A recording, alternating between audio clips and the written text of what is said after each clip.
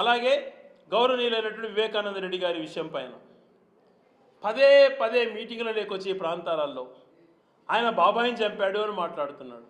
నీకు సిగ్గుందా చంద్రబాబు నాయుడు గారు?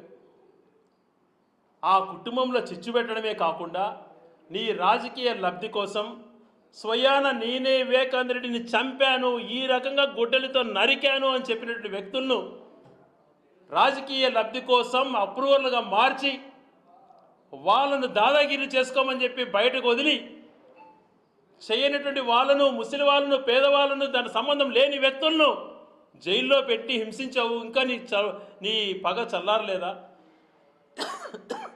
ఇదే నువ్వు చేయాల్సిన పని. గత 5 సంవత్సరాలు జగన్మోహన్ రెడ్డి గారు చేయలేదని మాట్లాడేవే, ఇప్పుడు 2 సంవత్సరాలు అయిపోయింది. నీ చేతిలో అధికారం ఉంది, నీ యొక్క మద్దతుతో కేంద్ర ప్రభుత్వం నడుస్తోంది. దమ్ముంటే నువ్వు ఈరోజు వాస్తవాలు ఏమున్నాయో బయటపెట్టు. సుప్రీంకోర్టు కూడా చెప్పింది.